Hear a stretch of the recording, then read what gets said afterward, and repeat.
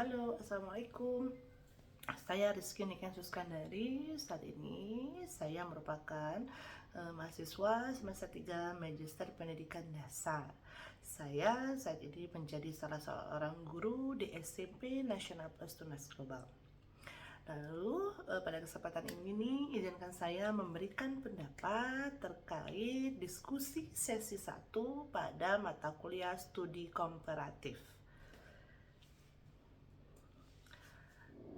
Materi yang diangkat yaitu terkait dengan analisis isu sosial politik dan sosial budaya pada pendidikan dasar. Apa sih yang akan didiskusikan? Ada beberapa hal yang akan saya diskusikan atau saya sampaikan. Yang pertama terkait dengan pengertian isu sosial politik dan sosial budaya itu sendiri. Lalu yang kedua ada terkait dengan kondisi pendidikan di Kota Depok, yaitu di daerah di mana tempat saya bekerja.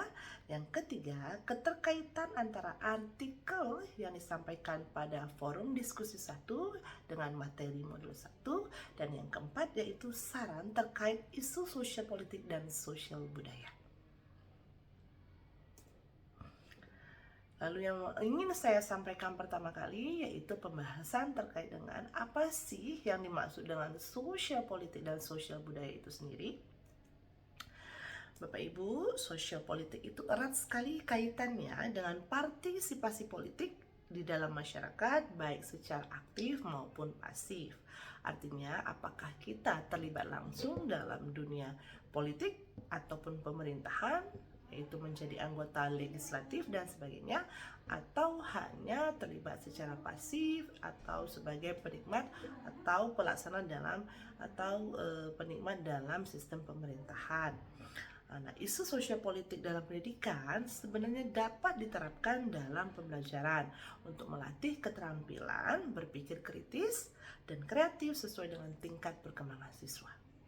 Lalu, bagaimana dengan isu terkait sosial budaya? Sosial budaya itu erat sekali kaitannya dengan unsur-unsur tata nilai, tata sosial, dan tata laku manusia yang saling keterkaitan demi mencapai tujuan bersama. Salah satunya adalah tujuan pendidikan. Nah, sosial budaya juga erat sekali dengan keberagaman yang bisa menjadi potensi terjadinya perpecahan. Lalu, bagaimana sih kondisi pendidikan di Kota Depok itu sendiri? Bapak Ibu, seperti yang kita ketahui bersama bahwa Kota Depok merupakan daerah yang berbatasan langsung dengan ibu kota. Kota Depok itu memiliki keberagaman yang sangat mendominasi. Bahkan kalau sering kita mendengar isu-isu terkait dengan intoleransi, Kota Depok ini termasuk salah satu kota yang tingkat intoleransinya cukup tinggi. Nah, jumlah sekolah negeri dan swasta cukup berimbang. Namun, tidak semua sekolah di Kota Depok memiliki sarana prasarana keagamaan bagi seluruh umat beragama. Beberapa sekolah negeri pun sudah mulai menyelenggarakan pelayanan pembelajaran bagi peserta didik berkebutuhan khusus dengan harapan ini dapat memeratakan kesempatan belajar bagi seluruh peserta didik dengan berbagai macam latar belakang. Nah, kondisi pendidikan Kota Depok tidak sama Bapak Ibu dengan kondisi pendidikan yang dibahas dalam artikel. Kalau di artikel itu lebih terfokus pada bagaimana menciptakan pendidikan berkualitas pada daerah-daerah yang berada di wilayah pedesaan. Dan ini sangat bertolak belakang dengan kondisi Kota Depok berada. Nah, bantuan pendidikan pun yang diberikan oleh pemerintah itu dimanfaatkan secara langsung dan sesuai oleh peserta didik sejalan dengan keperuntukannya. Nah, pelatihan untuk meningkatkan kemampuan guru pun selalu diselenggarakan, baik melalui MGMP, KKG, atau Dinas Pendidikan. Selanjutnya, saya akan membahas tentang keterkaitan artikel dengan modul 1. Di modul 1, Bapak Ibu, itu dibahas tentang isu politik dan sosial budaya di dalam pendidikan dasar. Dan di dalam modul itu juga dijelaskan bagaimana memanfaatkan kedua isu tersebut dalam pembelajaran.